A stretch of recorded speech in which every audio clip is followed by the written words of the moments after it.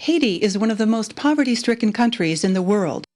Tonight, On Call looks at some of the programs that are working to assist that country. Funding for this program is provided in part by Avera is a proud sponsor of On Call on South Dakota Public Television.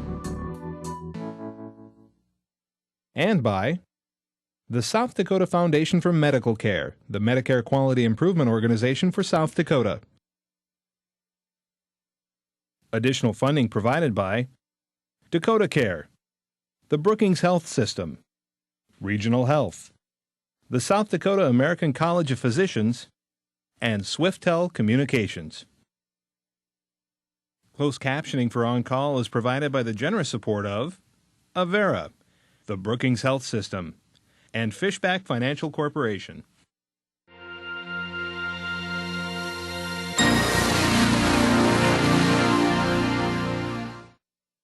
There's the valve. All of them together.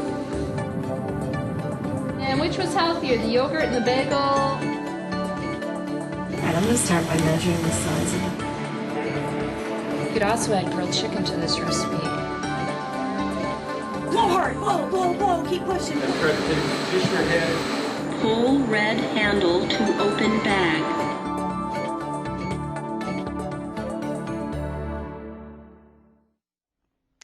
There are people in need throughout this world. They live in war-torn countries, in third world areas of famine, and regions affected by hurricanes, earthquakes, and natural disasters. And of course, in places where people are trapped in poverty. Medical mission is something that seems to be happening more. People of the medical fields are blessed with the training to help people in need. It seems only right that these people share their talent and capabilities with those in need. I invite you to call in tonight, right now, or sometime over the next 1 hour with your questions about missions to Haiti. The phone number is 1-888-376-6225. Again, the number is 1-888-376-6225.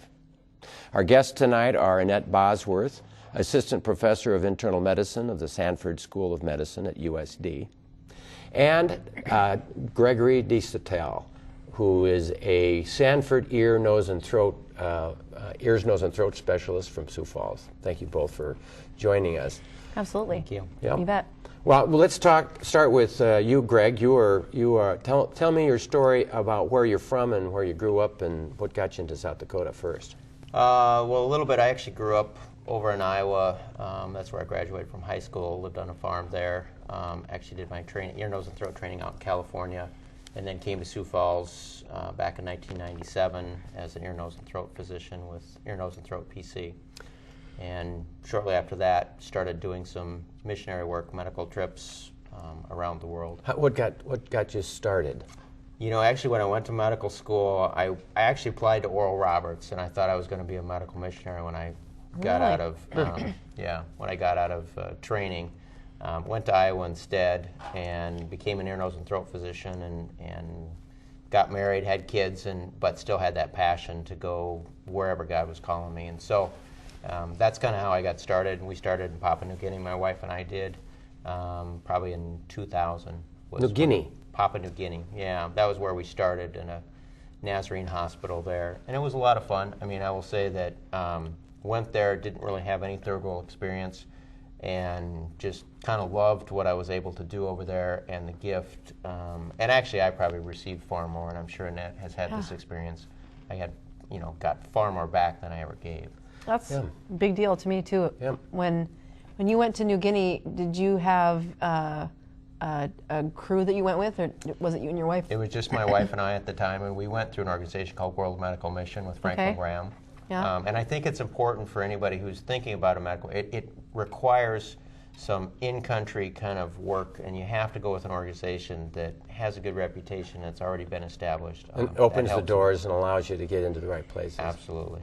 So, Annette, let's hear your story. Where did you come from in the first place, and then from there? Yes, I am a South Dakota native, born and raised in Plankington, South Dakota, and graduated from Plankington High School and then did my training for medical school. And a farm kid? You're a farm, a farm kid, a hog farmer's daughter. Yes. And there's nothing better to motivate you to keep studying for all those years. Yeah.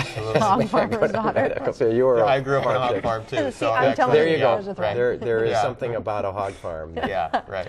So, but tell me about where, so you went to USD undergrad? Yeah.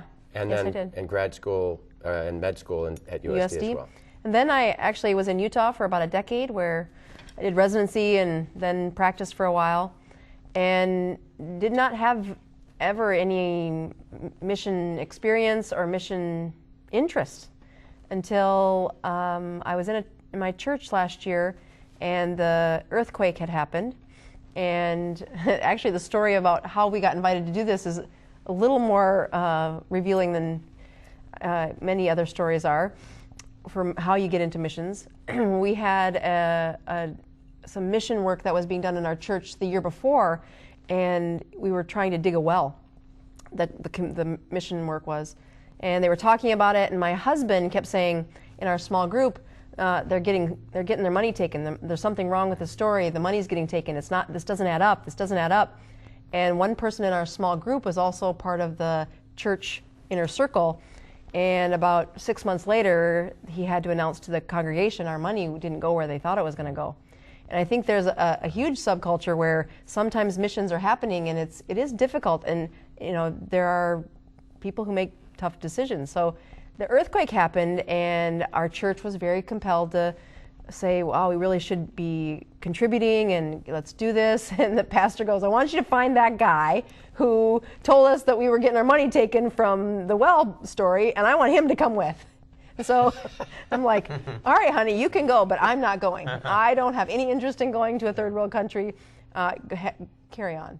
But he talked me into it. I'm like, okay, all right, we can do this. If you want to do this, I'll go with you. So this was your church's mission, mission work in Haiti. At first, yep, absolutely. After the earthquake. It was after the earthquake. It was not meant to be a medical mission at all. I signed up. I didn't tell anybody I was a doctor. And I get to 10 days before we're ready to leave, and this guy calls to the church and says, well, I see on the paperwork here that there's an MD. Is she a useful doctor?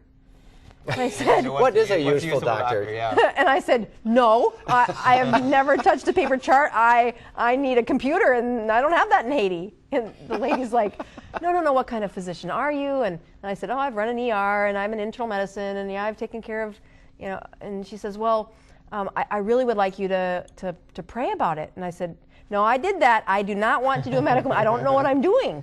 And she's like, I'm not going to let you say no until tomorrow. I'll call you back tomorrow. So overnight, I prayed about it, and I thought about it, and I said, all right, I can try. And then something incredible happened where I was Googling Haiti. Like, I don't know anything about Haiti. I don't know the difference between a nematode and a fluke and what lives in Haiti. I had no idea. But I sent out an email to the medical community that I had only been in the community for 2 years with Sioux Falls again, so I didn't know a lot of the doctors. So it was kind of like a blind email. I'm an internist. I'm going to Haiti. I don't know what I'm doing. Can anybody help me? Yeah. How do I prepare for this? What illnesses do I need to look for? Right. And I was amazed at the number of physicians that reached back out, that donated, $200 for antibiotics. One physician was incredibly generous, $1,000 for 3 of the most needed antibiotics I was going to need. And suddenly I had the tools to do a better job, and I had this kind of it was very spoken in their monetary gifts that they had given in such short notice to somebody they did not know. And there's somehow that gave me enough courage to try and go and do it, and it was incredible. I want to. We have a picture, a video of you there. I want to hear about this video as we were looking at it. Sure. So this was actually from the second trip that I took to Haiti. Okay. And we hiked up a mountain. We went to Mission Haiti, which is an organization out of T, and they said there's a couple of villages, we call them the mountain clinics. They've not had a physician go there. Look at that rash all over that little baby's belly. And again, I'm not a pediatrician, but I'm like, I have kids, this looks like what I would have thought of as chicken pox, but the crop of chicken pox comes out in stages, and this was all the same stage.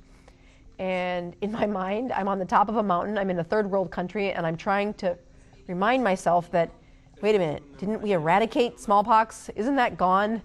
Because this is the bell that's ringing in my head, and I can't go Google it, I can't go look it up, I can't go find a medical term, and there's nobody to consult, it's just me.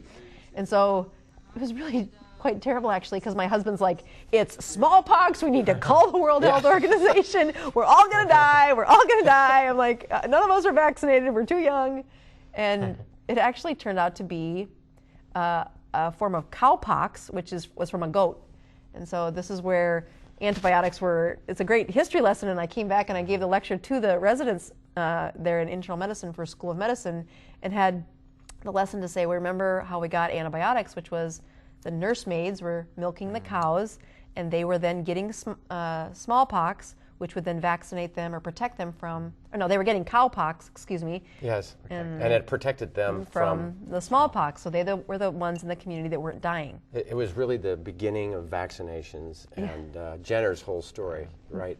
Yeah, have you had a similar experience, Greg, with things that you didn't know quite what you were dealing with, but you had to improvise? Improvise as Annette was doing. I've been to Haiti a couple of times. I remember the first time was back in 2000, which is Loganov Island, and improvising is an understatement. I mean, you're used to having tools and the resources that are at your fingertips kind of thing, and you end up with trying to hodgepodge things together that, a VP shunt that you're not sure exactly where it's been, and VP shunt is basically you put something in the brain to decompress hydrocephalus, and right. I was doing that as an ear, nose, and throat physician. You were putting in ventricular shunts. Right. Well, you were shunting, let me answer this. Okay, so you were putting the shunt, this is a tube that drains the pressure out of the head, the head. Right.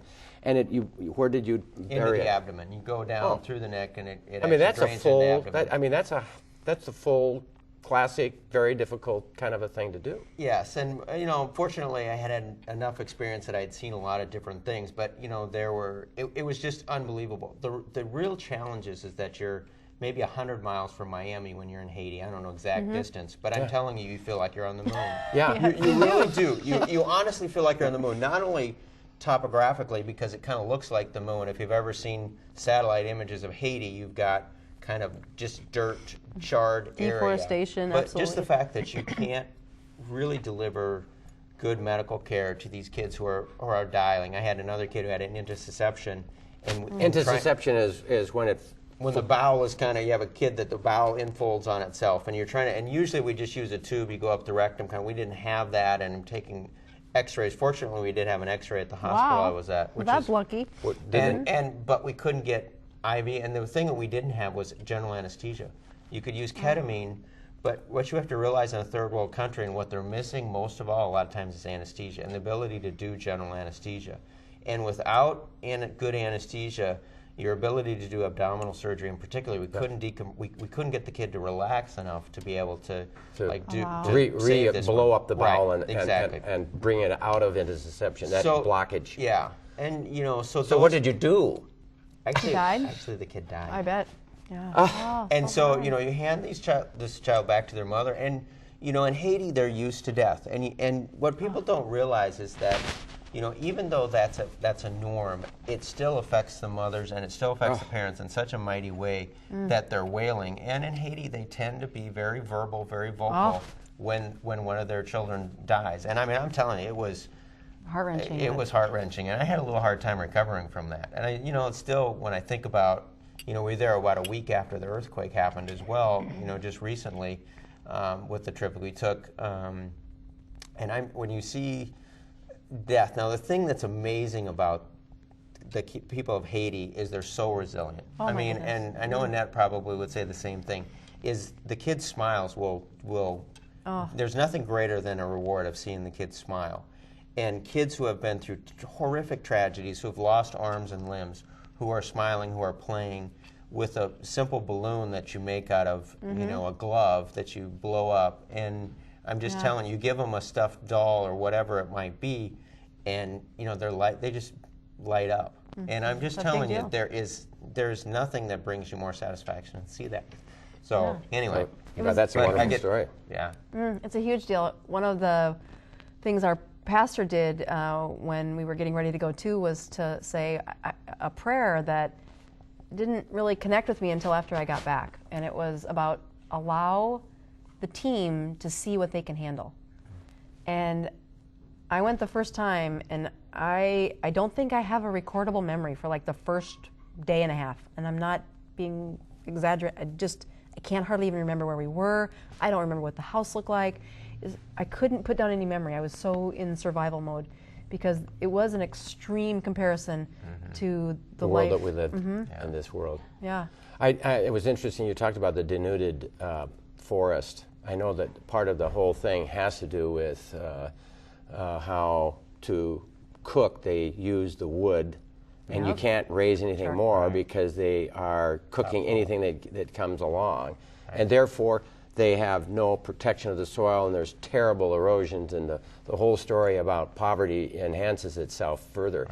And then comes the story of water and sterile water. So I need to bring this to you. One of the basic requirements of everyday life that we take for granted is clean water and hot meals. For a number of reasons, many in Haiti can't always have those. The United Methodist Mission Solar Oven Partners has been working for over a decade to fix that, one family at a time. Haiti is one of the poorest and least developed countries in the world, and it is only a few hundred miles from the U.S. coast. Already struggling with poverty, Haiti recently endured a record hurricane and the largest earthquake in 200 years. The capital, Port-au-Prince, was reduced to rubble, and an estimated 634,000 people live in displacement camps. Clean water and healthy food are scarce commodities in the country. It is estimated that 13% of children will die before age 5 due to the lack of clean water to drink. The primary source for heat for cooking is charcoal. Reliance on this fuel causes severe land erosion due to deforestation, flooding, and health-threatening air pollution when it is burned. The Solar Oven Partners, volunteers from North and South Dakota, have been distributing solar ovens used to cook meals and pasteurize water. And because all they need to work is a sunny day, something Haiti has an abundance of, they don't negatively affect the environment by cutting trees or polluting the air. You can cook in the solar oven virtually any food you can cook by other means. It's only limited by your imagination. Since their beginning 12 years ago, Solar Oven Partners has distributed over 5,000 ovens with the assistance of more than 250 volunteers. By utilizing these ovens instead of relying upon charcoal, each family can save a third to a half of their family budget, freeing the resources to purchase better quality food, shelter, and other necessities of life. Sun comes in, these things get hot. You can boil water in them. See the steam rising off? So this has probably been cooking about 4 hours. Delicious. I love it. Please call in with your questions. The phone number is 1-888-376-6225. We'd love your comment. We'd take your questions. Give us your call, 1-888-376-6225. Well, that solar oven story is that if you can build an oven and you don't need to have to burn wood to do it, it saves the forest. And if you can easily sterilize water with this method, which they can, it's a wonderful thing. Oh, yeah. And so Rick, you saw Rick Jost on this. I mean, he's just a hero of a man who has led this effort, and it's just a beautiful effort. Yeah, there was a village that had one, not in the location I was at, but it was talked about, and the people that had brought it was only a few months old when I was there. It had been since the earthquake, and that's where one of them had come from. And it definitely was something all of the kids knew about, and like a status symbol of sorts. Well, dysentery is a huge cause of death over there, apparently, particularly afterwards, and so you take this muddy, dirty water, instead of drinking it, you put it in the solar oven, and it has a little marker that says, okay, it's sterile now. And then the kids don't get sick and die as infants, infants. Right.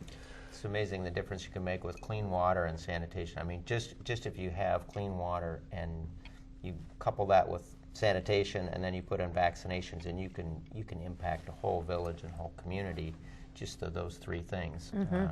Well, the whole story of clean water is the story of the U.S. I mean, so much illness was a result of dirty water. They'd find a place that was good where the water was good, and they'd stay there because people did well, you know. And then they'd move out west, and everybody would get sick because the water was dirty. And, of course, the Civil War whole story, a third of the people died of dirty water and dysentery and the problems there. In Haiti, too, the rainy season does, you know, contaminate you'll have a hole in one of the orphanages where they use for a toilet, but then, you know, that is about, you know, 50 feet from their well, and I keep thinking, how does that work? Yeah. You know, and bad. Well. Right, exactly. Yeah. Let's talk about how the experience of mission changes a physician or a healthcare worker or a non-healthcare worker when you get over there. What is the change that occurs? I mean, what was your experience? I think when Greg mentioned how you get so much more back, I had heard that. I had this prayer which says, allow you to see what you can see. And those were some thoughts where I took a lot of reflection on, as not just during the trip, but as it went forward. And I think when I was asked to go, I went almost as a loyalty to my husband. And, you know, people are saying, why do you want to do this? And I'm like, you know, they've had a devastation. I feel like I want to help. It became this martyr, like, I want to give, I want to give. And what happened was strangely opposite. Like, I left, I had never seen medicine outside of the United States where it's sterile and big buildings and CAT scans and tests and all the things that give me comfort as a physician to say I have got the right diagnosis and here's where I don't need to trust as much. I need to order a test, get the CBC, you've got an infection, you know, yes, you had a fever, but I needed to get that CBC. And when I got to Haiti, I kept worrying about how much they needed me, and they work just as hard. They pray just as hard. They are probably more community and more giving than anybody I was relating to in my world at the time.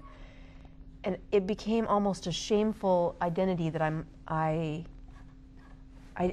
they don't need me. I needed that. I needed to see that. I needed to see that as your role as being a physician, it is a connectedness that is something you can't confabulate and you can't like dream it up, and when it disappears out of your life, sometimes you can't find it again.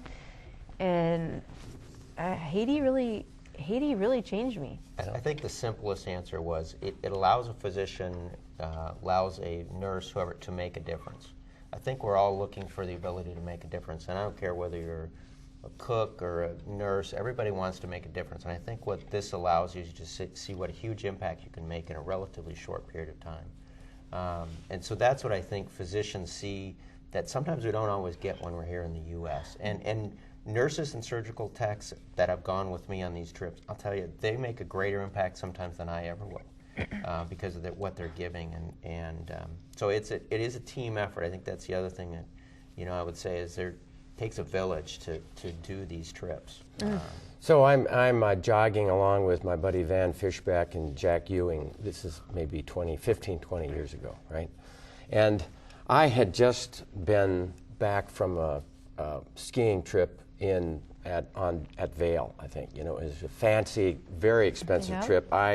It was medical education. There was an educational program there. Yeah, we've heard about these. You know, they got rid of those with my generation. Yeah. So you know. But it was an educational trip, and certainly I took the family and we went skiing. And I can remember on the slopes and looking at those snotty, angry, miserable little kids that were screaming at their parents and unhappy kids. So I come home, and it was a beautiful winter day, and Van and Jack and I were out for a run, and they were fresh back from Haiti. Oh, wow. And so how's your experience? And Jack said, you know, it was the most amazing thing, and Van backed this up, that the beauty of the happiness of those children. And I was thinking, happy children? They don't exist. Here's one of the rich places of the world compared to the happy children of Haiti. And it goes to show you that it is a state of mind, is it not? And of course there's a lot of illness it would be great to be able to help them with their suffering. But there is a lesson that we can learn from them. My husband says the same thing when people ask him, why do you go? Because he isn't medical, and he was going mainly as a calling from one of these people in the church. Yeah. And he said, it's like a hard reset. I go, Yeah. I've taken my kids on a vacation. Like I a come back computer. exhausted. I went to Haiti, and they don't have any electricity where we were, so you go to bed early. You sleep hard because you're exhausted, hot, and tired.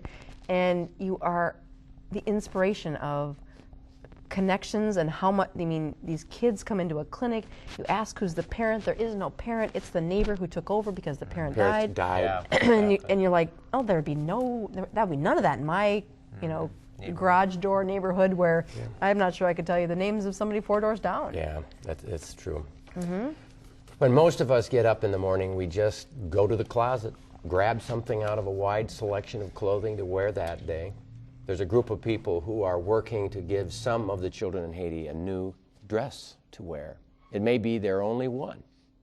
It's theirs. It's theirs, but it's their only one. Dozens of Dresses in a Day became a project, actually a dream of mine on a trip to Sioux Falls. It was a request from the Real Hope for Haiti Rescue Center in Calzal, Haiti. So on May Day 2009, I guess, we had the first Dozens of Dresses in a Day, and I gathered a bunch of women together, and we had a couple guys, and I think we produced, maybe 13 dozen dresses or so, and just had this fantastic turnout, and no one really wanted to stop. And so here we are today, and over, I don't even know, we can't even count anymore, over 2,000 dresses have been produced. One woman in particular from Brookings, South Dakota, herself has now surpassed 800 dresses. Her name is Carol Reinhiller. And my job personally is just to keep her supplied. A lot of times you gather donations or you do something, but you don't have a method of getting what you collect or sew or make and getting them to the actual people in need. And Worldwide Village has been, every time a group goes over or someone goes, they take a package of dresses. We kind of shrink them down, and everyone that goes stuffs another bag of dresses into their suitcase, and they get to deliver the garments to the kids over there. Most of them are small, smaller sizes because the kids are young. And then this one in particular, it started out, they were all kind of plain, but this one in particular has, some embellishments where the ladies, once they figured it out, then they started adding fun things, pockets and buttons and things. And of course the bright colors. And then all they are is about a square of fabric, and you cut a couple pieces and add some elastic and bias tape, and all of a sudden you have a dress. It's a gratifying thing. It's something that you need, and it's something that they need as well. I guess it just gives them an incredible sense of hope, and it gives you a sense of hope too, and it satisfies a huge void for them. And you're not going to save their country, and you're not going to save their life by giving them this little bit of something, but I think for the day, sometimes those people are living day to day, or maybe even one meal to the next, or whatever. For some of them, this might be the only garment they have, for the next year. So to be able to offer that to someone is a huge, huge gift. Everyone that does something mission focused, always, you leave and you think you're going to help somebody else and do so much for them, and you always come back and you find out that they gave back to you so much more than you went to give to them. And if you're like me, you become addicted to this and it becomes part of your life, and you just want to go back and do more. That is such a beautiful story. Let's talk about Dr. Paul Farmer. Has yes. either one of you absolutely heard him, read his book, talked with him? Yep, yeah. Absolutely. He was at SDSU about a year, 2 years, 3 years ago. I had a chance did not to know meet that. him. Wow, you've met him? I met him. Wow. So that's kind of neat. A gentleman and an enthusiast, and of course a friend of Bill Clinton's and connections, and has brought a lot of Haiti. Did you see any of what his work in Haiti when you were there? You know, the area that I have gone to and where Mission Haiti out of T is located, their school, is one of the places Paul Farmer's efforts have not reached towards. He kind of goes towards the Dominican Republic and off to the other side. So I haven't personally seen it, but I've read his book and I have inspirational. Oh my goodness! Like what he did for tuberculosis is amazing. Yeah, it trickled throughout the world what he did. Yeah, Greg, have you? I've had some contact because when we were there for the earthquake relief, we were actually in Haiti, which is kind of right on the border between Dominican and Haiti, and his kind of name was well known, and it was this Good Samaritan Hospital, which was in Haiti, was kind of a offshoot of some of what he had already started, kind of thing. When we went there for the earthquake relief, there was this Good Samaritan Hospital, which was actually supposed to be an eye hospital, that actually got to be the triage center for most of the earthquake relief that came through. Because what ended up happening there was in Port-au-Prince, the airport really got shut down, and you couldn't actually get relief to Port-au-Prince or Haiti. You had to go through the Dominican. But and is that how you got in? That's how we got in. We actually flew down to the Santo Domingo. We took a bus then over to Barahona, where Children of the Nations had a medical clinic, and then we launched our relief efforts through Good Samaritan Hospital, which was up on the border. We actually took a bus, and we would go into Port-au-Prince. We would actually pick up the patients, and I mean in Port-au-Prince, and actually drive them back about 4 hours to Haiti. Now, people had already migrated. I mean, there's amazing stories, orthopedic surgeons who just happened to be in either Haiti or in the Dominican that would use this place. They did like 30 external fixators, like in 4 or 5 hours for people. I mean, it was just unbelievable because there was so much need. I mean, these orthopedic surgeons who happened to be there who would tell us these stories of how they worked basically 24 hours straight. Holy Hannah, I'm like, there was actually an orthopedic rep who worked for a company. He and a medical student probably did, he said like 20 to 40 kind of extra fixators, and this orthopedic representative who's not medical at all, other than he's seen a bunch of these cases, was doing them. Yeah, I mean, just some of the stories that you would hear as a result of the tragedy was just amazing. Now, and so you were you? By the way, were you with Doug Bell? I mean, he's a good friend of mine. And there was a team that I will have to say, there was a person, Mark Steinborn, we had gone there before, and he said he called me up on the phone and he said, "What are you going to do about the earthquake relief?" I said, "What do you mean, what am I going to do about the earthquake? I'm in Sioux Falls, South Dakota." He said, "Well, you work for Sanford, get them to do something." So I called up Pat O'Brien on the phone on a Saturday morning, and I said, "Let's take a team to Haiti." And Pat O'Brien, instead of saying, "Are you nuts?" said, "Let me talk to the other people that, the other powers that be." And within 5 days, we had a team together that went to Haiti. Oh, my word. Yeah. So an ears, nose, and throat, an anesthesiologist, an orthopedist. 2 orthopedic surgeons, several nurses, several nurses, and then a couple of administrators, believe it or not. And this hospital that ended up being kind of the triage center for doing this, actually some of the best work we did was the administration part of it, which seems kind of crazy, but there was such chaos. There was no organization at all, and you can imagine all these people just flocking. And you brought in the coordination. You coordinated and got people. And as an ENT, what did you do mostly? Actually, a lot of it was triage, and a lot of it was actually just trying to facilitate, because I knew I'd been to Haiti, I'd been to the Dominican, I knew the organizations that were there, and so trying to connect people, because communication was a premium, and trying to organize. The Dominican government had come in and was actually trying to close the border because there were so many people coming over from Haiti. And there has been for a long time this resistance of the Dominican Republic to the Haitians come in. And all of a sudden the gates would flood open just out of the huge need.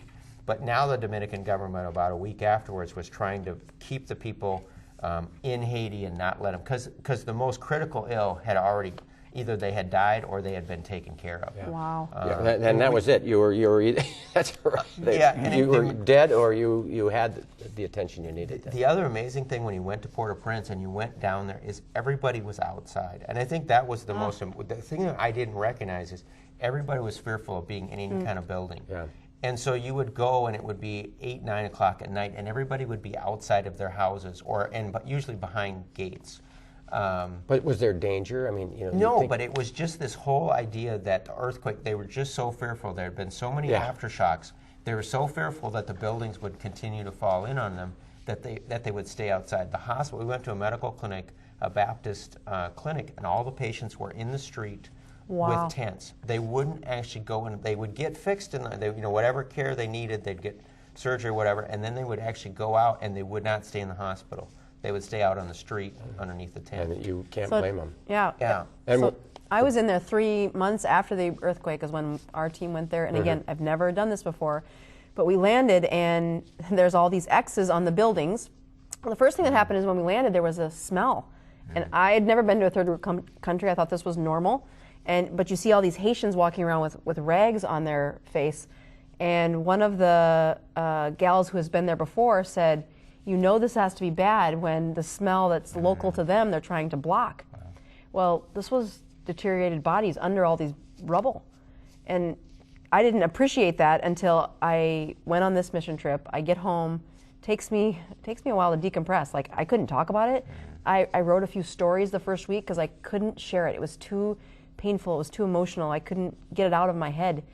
But when I started to have conversation, I said, Chad, we gotta go back.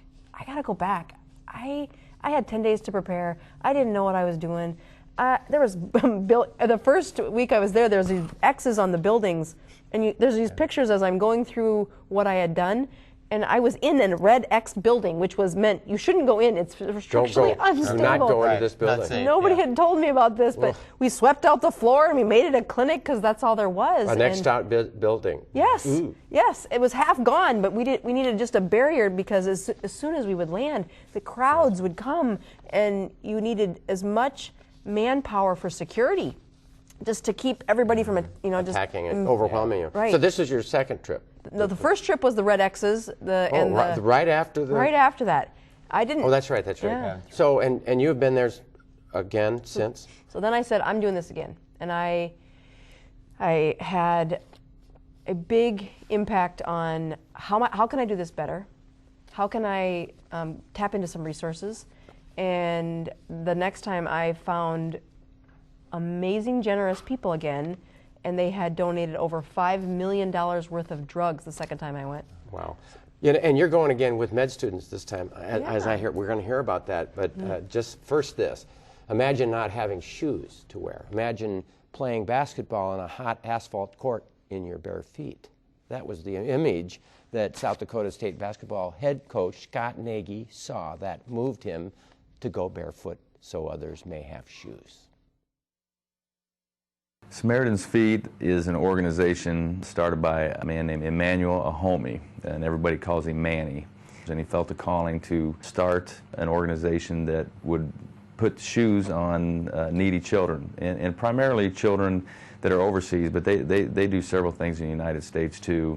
But his goal is to put 10 million pair of shoes on 10 million kids in 10 years. There are many, many diseases that kids contract through their feet. It's just a way, it's a very simple way to protect them, keep their feet clean, and keep them healthy starting at the ground. Some of the diseases and the foot diseases, and many of them these children die from because they've never had a pair of shoes, they've never been able to put on a pair of shoes, the infections, the parasites, and those kind of things that start at the feet. And so, it's a very simple way to protect the children. I have a daughter from Haiti. It was a natural for me to be involved with it, and I talked to Manny about it. I wanted to raise money and shoes, primarily for the children in Haiti, and mostly because I want my daughter to know that we care about that country, we care about her home country, and we want to do as much as we can to help those kids, because I've been over there and I've seen it. I've seen the plight of many of those kids. Coaching in my bare feet is pretty simple. It's a simple way just to help and raise some money and awareness for those kids. I mean, can we play basketball? Would you let us play a little bit? And more coaches have gotten involved with the barefoot game, and so it's been a good thing, and it's such a simple thing to be able to do. And coaches seem to dress pretty well, and so if you can dress them well and walk around their bare feet, then people are going to ask questions. In conjunction with the Final Four, Samaritan's Feet goes there and does a shoe distribution in the city, usually in the inner cities, and people that need the shoes. And what we do is we wash those kids' feet, and we put a brand new pair of socks on, a brand new pair of shoes, and we let them know that people care about them.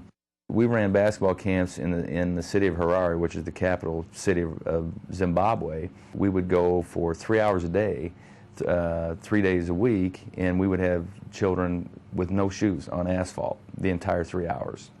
The thing is, the children don't know that their conditions are not good.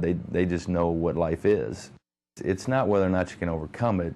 It's who you can help in the process. And I think Manny is such a great story, because Manny his first 9 years of his life didn't own a pair of shoes, barefoot. First 9 years of his life. Missionary goes over to Nigeria, and Manny wins a shooting contest. Missionary gives him a pair of shoes, and from that, just from that one person giving him that, look how many people he's changed, in the lives that he's changed because of that one person. And so. When you look at all the children, if you're talking about 10 million kids, they're going to get a pair of shoes. How many of those kids will go on and help somebody else? And so, that's Manny's story is such an incredible story, and it's a story of hope. And you can become overwhelmed with, these things will never change. But even if you change one kid's life, then that ought to be enough. And you go to those places and you think you're going to help them and do all these great things, and you always come away probably more changed than ever. You thinking that you changed somebody else's life, you always come away more changed from the experience. Yeah, I know that there are friends of mine who grew up in the farm, and in the summer they would go without shoes, and their feet got pretty tough. But in the winter it gets soft again because they got shoes. Right. Then. Yes. But there are kids who don't have shoes. You have shoe stories? So we hiked up these mountains, and one of the ways we transported our medicines is everybody got a 5-gallon bucket, and the 5-gallon buckets would seal so that they would stay dry during the rainy season, and then it was a more appropriate amount of weight to carry per person. And of course, the Haitians really wanted to help because they got paid to help us, and it was a purpose.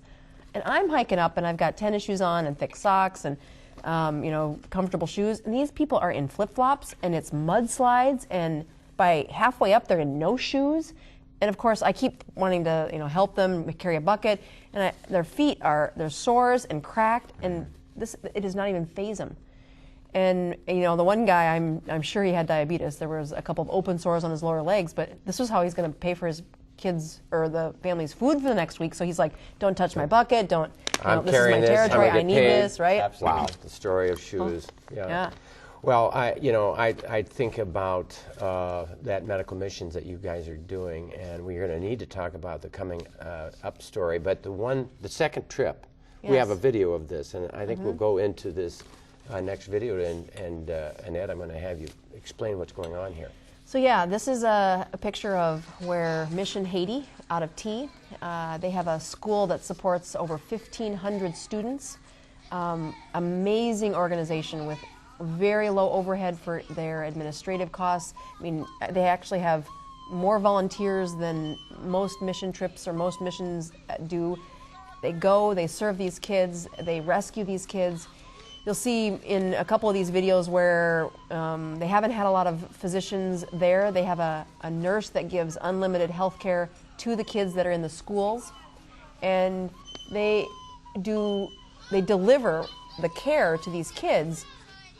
I mean, it's a great example for us all to learn from, to say they don't have resources. They show up there with a nurse and are able to parlay not only the education to these kids, but then also into their families about, sexually transmitted diseases. So education is so important in these countries. Now, we're doing a hearing test. What about this kid, Annette? So his family said he couldn't hear, and the only tool I've got to test hearing is a tuning fork. And during the exam, he had, when I would have vibration running through the tuning fork, he would smile. And then he wouldn't smile, and his family kept adamantly saying, he can hear a little, and I think he can, because the tuning fork would go on his head, and you could see him wake, kind of smile. And then when I would try to trick him, and I didn't put any vibration on it, and I set it on the top of his head, he didn't smile. It's like, what are you doing? And so that's the only tool I had, which said, this is a fixable problem if you were in America, but he's not. Yeah, and it that's probably a vibrotactile kind of thing, because his bone conduction, he probably can hear a little bit, or it may just be the vibration that he's sensing. But what you find when you go to third world countries is the amount of hearing loss is incredible. I mean, in the U.S., there might be 3 out of 1,000 kids that are born with hearing loss. In a third world country, like Haiti, you might have 6 to 10 kids that are born with some. And it's a congenital.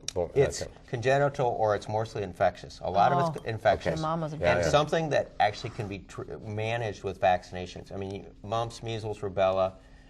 You know, if they had vaccines, they wouldn't get. It would be they could cut the amount of hearing loss by half.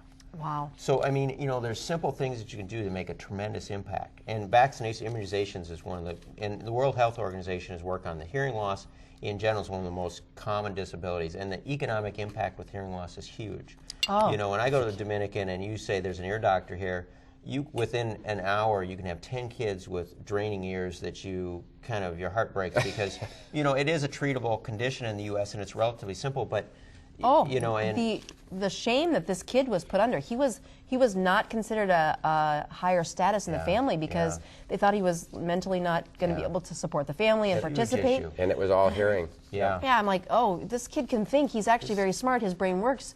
It's just hearing. We don't have those problems in the U.S., do we? And we see it there. A little. I mean, yeah. A little bit. A little bit. We do. So you're socially isolated if you can't hear, even in the U.S. Important. But yes. Yeah. You don't have to be a doctor to be touched by the story of those in need around the world. Maelyn Schramm was recently in China with a group of families who had adopted children from China. That's my family. And wanted them to see their home country that they had left when they were so young. So here's Maelyn Schramm's story. Kennedy sings a lot. His favorite song is I'm a Little Teapot. Each time we sing it, his tiny 4-year-old eyes light up, and his mouth forms a perfect O as he belts the tune like it's the last time he ever will. But it seems like Kennedy has very little reason to sing. He lives in an orphanage just outside of Beijing, sharing his home with 74 other children. He has hydrocephalus, also known as water in the brain. This causes his head to be larger than normal, a real-life bobblehead. He can't walk. He is bound to a wheelchair because his little legs are too weak to carry him. I spent 3 days with Kennedy and his friends. In those 3 days, I never heard Kennedy complain, not once. I whined like a toddler at least 5 times in one day alone. I have nothing to wear. I can't believe the amount of homework I have. My parents are so mean. It's too hot, and there's nothing to eat in this house. And the list goes on and on and on. Kennedy wants a family, I'm sure. He longs for parents he can cuddle with during a terrifying thunderstorm. He probably wants his own room, books, and toys too, something that only belongs to him. And I bet Kennedy would love to run around on sturdy legs, chase butterflies, and never have another seizure again. The problem is, I don't have problems. The problem is, I think I have problems. But the more I think about Kennedy and the other giggling mischievous kids at the orphanage, the less I think about my problems. Right. Well, that's a wonderful story. One of the 10 girls we went to China and adopted with our daughter. We've adopted this girl too, and we went back this summer. It's a great story. Wonderful girl and a wonderful reason to go and give like you guys have given. Well, why do we give? Why should we help someone else? What's the reason that we can open our wallets, our homes, and our hearts to strangers in need? Sometimes it's just enough to say that it is the right thing to do. Why do people go on medical missions to areas of great poverty? The answer often cited is there comes a wonderful reward in giving to people in need, or in other words, you get what you give. I spent some time this week looking up the phrase, you get what you give, and the very first thing that came up was the pop song by the New Radicals. Never heard of it. Also, I learned that one reference site gave credit for the phrase to Jennifer Lopez. Okay, I'm from a different era. But there is an ancient and time-honored view, too. In Greece, about 2,400 years ago, Plato said, good actions give strength to ourselves and inspires good actions in others. 400 years later, Roman philosopher Seneca said, we should give as we would receive, cheerfully, quickly, and without hesitation, for there is no grace in a benefit that sticks to the fingers. About the same time, Jesus told the parable of a good Samaritan who gave help with no expectation of reward. Why do people go on mission trips or donate to causes? I think that along with all the harsh and aggressive survival parts of our human nature, it is the giving to others that gives meaning. Winston Churchill said, we make a living by what we get, but we make a life by what we give. Just think about the magic of Christmas. Aside from the celebration of the birth of Jesus and that time of year when night starts shortening and light starts returning, it's a time when almost every family comes together around the symbolic campfire or Christmas tree to give one another symbolic socks, mostly to say, I care, I give to you, I love you. To give is to find meaning in life. Or as Khalil Gibran said, there are those who give with joy, and that joy is their reward. My hat is off to medical missions provided from those more fortunate to those in need. These are great adventures to reset perspectives, realign incentives, realize blessings, and provide for people in desperate circumstance. But you don't have to go to Haiti, and it doesn't have to be Christmas, to realize the simple joy of caring for another person, and indeed, all of us are in need of that kindness. If you give it away, it comes back multiplied. You get what you give. Absolutely. That's nice. Well, let's hear about what's coming up in your lives. You know, the programs that you have. Annette, what's your next trip? So my second trip to Haiti, I wanted to figure out how to do it better. When I got back from the second trip, I said, I need to reach out to physicians in their training.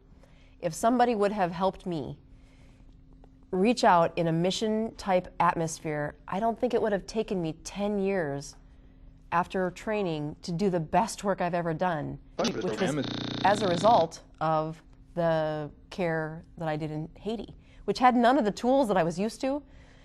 So I have worked to get the courses in the medical students training to be able to have credit, and now there are 5 medical students joining me at the end of November to go on a mission trip.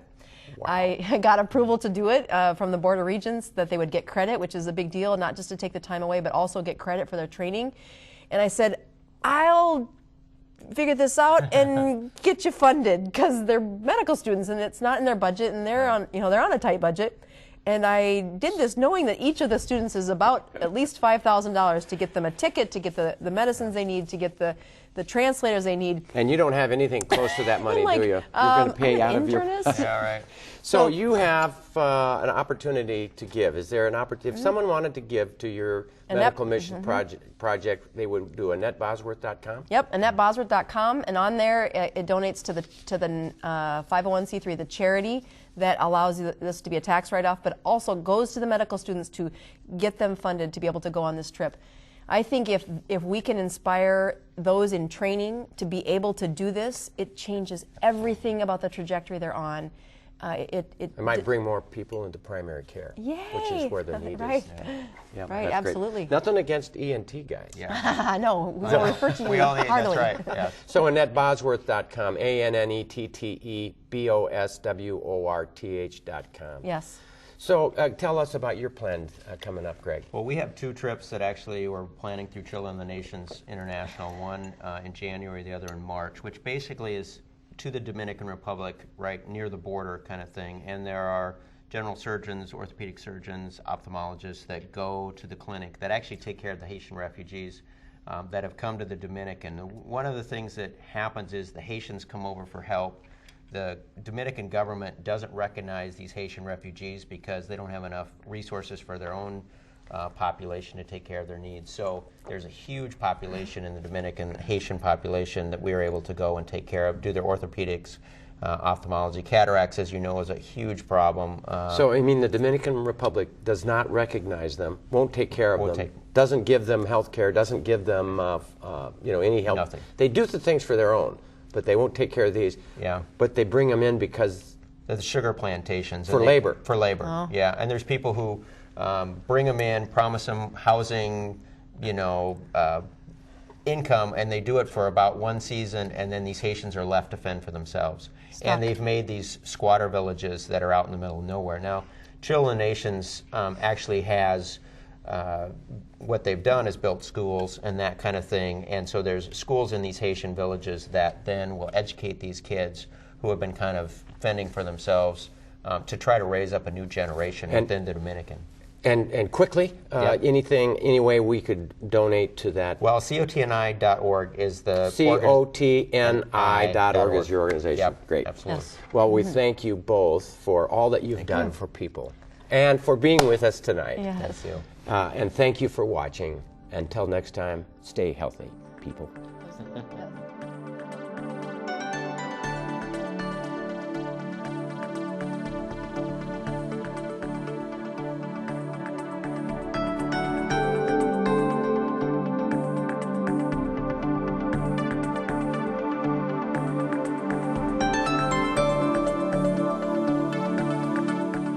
Funding for this program is provided in part by Avera is a proud sponsor of On Call on South Dakota Public Television. and by the South Dakota Foundation for Medical Care, the Medicare Quality Improvement Organization for South Dakota. Additional funding provided by Dakota Care, the Brookings Health System, Regional Health, the South Dakota American College of Physicians, and Swiftel Communications. Closed captioning for On Call is provided by the generous support of Avera, the Brookings Health System, and Fishback Financial Corporation.